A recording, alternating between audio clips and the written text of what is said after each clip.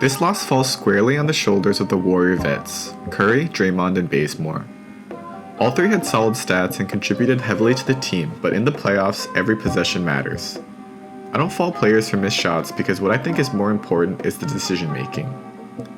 However, there were also a lot of good signs in this game that should carry over to the play-ins and hopefully the playoffs as well. Let's take a look at some of possessions throughout the flow of the game where poor decision making cost the Warriors the 7th seed, and what they should focus on in the games ahead.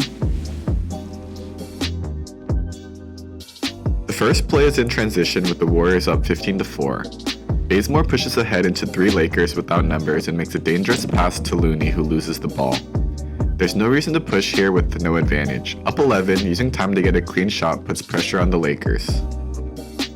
Another transition play, and again there is no real advantage in this 3-on-3, but Bazemore misses both an open cutter and the open shooter in the corner for a tough floater. Up 38-30, Green here forces Bazemore into a tough position and misses Poole wide open at the wing for 3. Here's a careless turnover by Green, who tries to pass Curry open but messes up the angle. In transition again, Bazemore challenges LeBron and AD in a 1-on-3 at the rim and misses. Another careless pass from Green, who tries to pass to Wiggins, but his defender jumps the angle by going under the screen. Now a 4-point game, Green tries to make a quick touch pass between 2 defenders, but the hole is too small and LeBron sees the pass. Green misses Bazemore open on the wing for 3.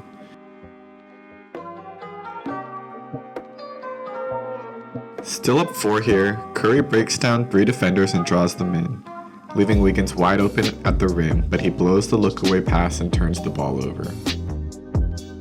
Now down 5, Green again tries to force a pass through a tight window, but he telegraphs it and multiple Lakers are watching the gaps, resulting in another turnover. In a game where just 3 points were needed, the Warriors squandered 9 possessions where they had an advantage, and that's not even including most of the 20 turnovers that the Warriors had, with Green and Curry both accounting for 6. These turnovers led to the Lakers pushing the break and getting easy looks, allowing them to slowly get back into this game.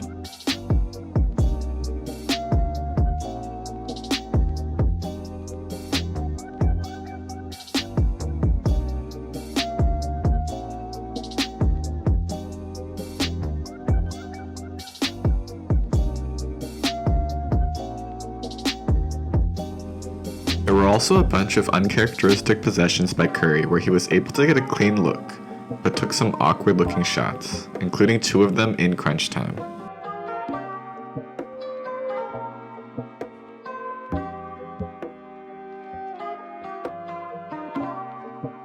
Despite all the mistakes, the Warriors still got a very clean look at a game-tying shot that unfortunately rimmed out. There were a lot of positive things to take away, and the first one is Draymond Green's defense.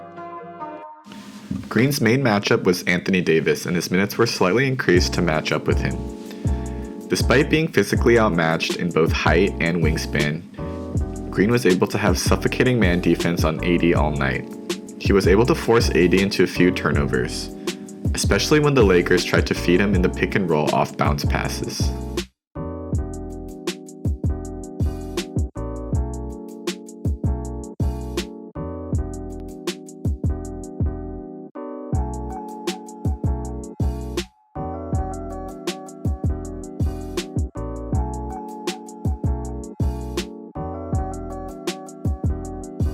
His help defense and rotations were key all night, and he showed that he still has what it takes to be a top defensive anchor in the league.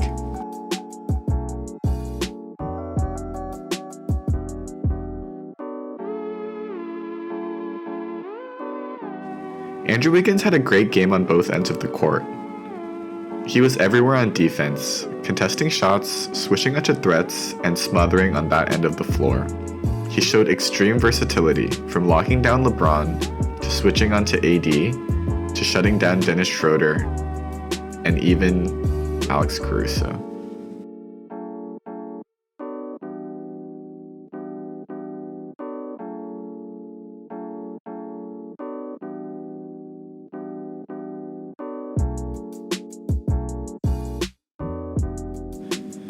On the offensive end, he was aggressive attacking the paint and looking for his own shot.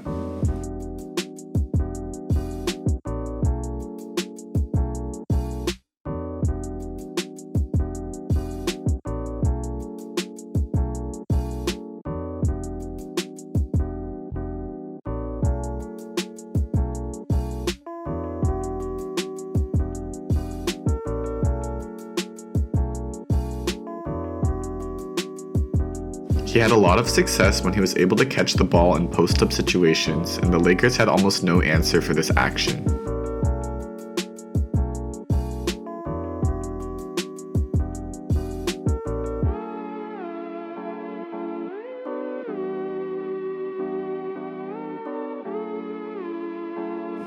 The game was highlighted as Curry vs. LeBron, but for me it felt like there was a game within a game in the LeBron James and Andrew Wiggins matchup.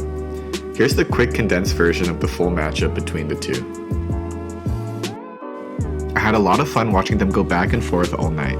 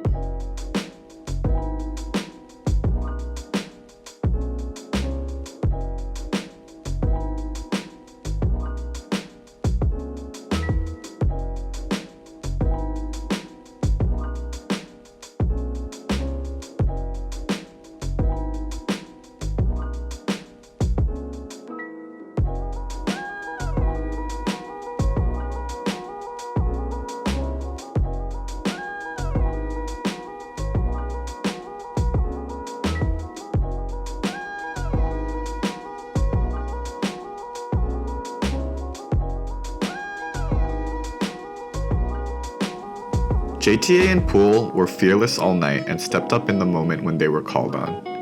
They brought key energy off the bench, and both soaked up key possessions. JTA was able to match up against AD and LeBron when needed, and he was not afraid to take and make big shots.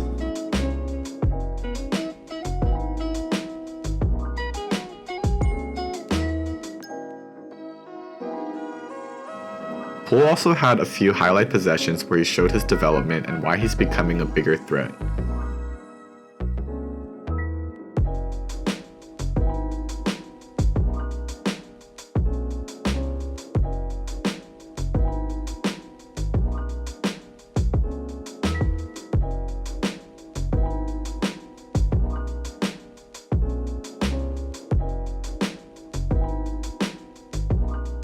The next step for Poole is to use how the defenses are guarding him to get his teammates open.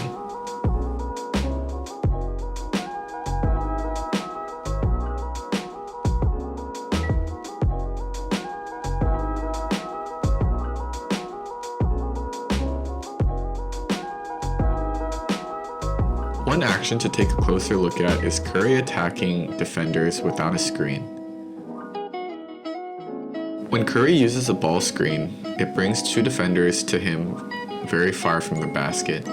By attacking without a screen, the double comes closer within the arc and he's able to make some plays off of that.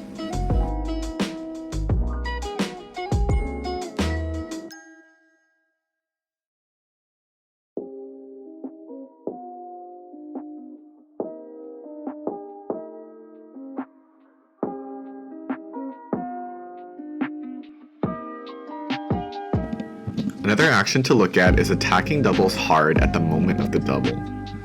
Bigs usually have a very tough time sticking with him, and this causes a lot of fouls or opportunities for stepbacks away from both of the defenders. Curry showed last night that he's still the top offensive player in the league, and even the number 1 defense in the NBA can't stop him from scoring.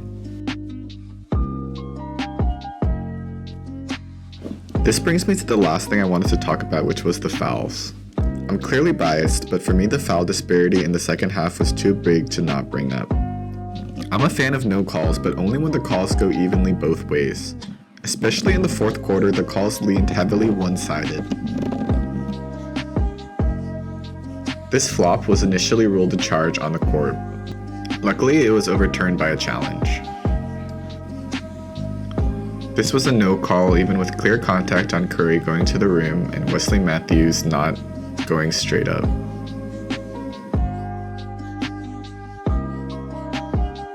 On the very next play, Poole gets hammered by LeBron on the dunk attempt.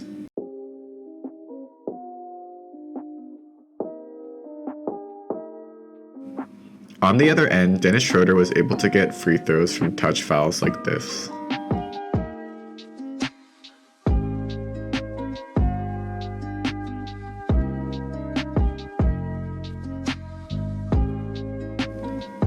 This play looks like a clear offensive foul by Schroeder, kicking out his leg to try to draw the foul, but it results in an 80 putback for 2 points. And to cap it off, Draymond Green was called for 2 offensive fouls for moving screens in the last 4 minutes of the game while the game was tied both times. These kinds of calls are frustrating because you can find moving screens in almost every single NBA play, and having them only called against one team in crunch time, it's a little bit frustrating, but at the end of the day, the Warriors lost this game by not executing and by turning the ball over. Hopefully the Warriors are able to pull off a win on Friday because I do think the Utah matchup is a lot closer than it may seem. Anyways, let me know what you thought of the game in the comments down below. As always, thanks for watching, and go Warriors!